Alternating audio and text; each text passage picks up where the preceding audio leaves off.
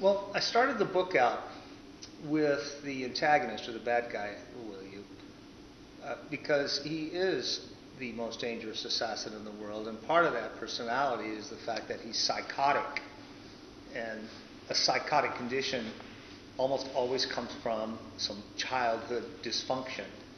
And so I started it out with when he was a 14-year-old, and he killed his father. He lived in Watts, tough life, and he was also sent to juvenile hall, where he stayed till he was 18 years old. Well, he wasn't like other kids. He would sit in his room every single day, and instead of playing sports or reading smut magazines, the antagonist John Little sit around and think about how to kill other people. Now, he enjoys killing people. He liked the thrill of it, killing his father. His father, of course, deserved it, but he wanted more. But he didn't want to get caught. So he sat in juvenile hall for years until he dreamed up the perfect way to kill people with never getting caught. And he started building the fission pistol. And it's a device that is a handheld weapon that he makes out of a shotgun, and he empties out 50 caliber shells, and he fills it with uranium and plutonium, and fills the tip with a C4 explosive. So it looks like a regular 50 caliber shell, but of course it's not. It's a nuclear device that he can fire.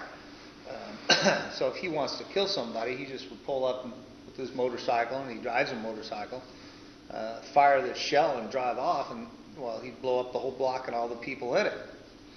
But he'd fulfill his contract. And where are you going to track down uranium and plutonium? Well, Russia, Iraq? But they could never track it down to him. So he invents the fission pistol. And then in chapter 2, it jumps ahead of time when he's an adult. He worked his way up through the mafia, and now he's a contract killer, fulfilling a contract. And that's where the story about his career begins.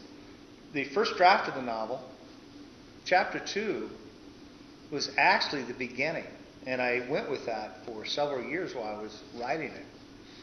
And then I started coming up with the thought that, as you're reading through the book, it would be helpful to know why he's so psychotic. Because when you read these chapters, you're going to find out that he is psychotic for real. And that's a part of the exciting part about it. He has no conscience whatsoever. He enjoys killing.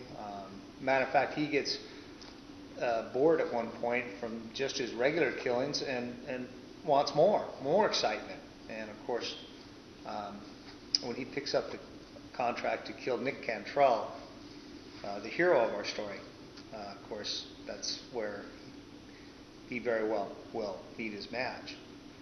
And the interesting thing you're supposed to always be thinking about, which you won't be able to help it, is how does a 22-year-old stop the most dangerous assassin in the world when nobody else could?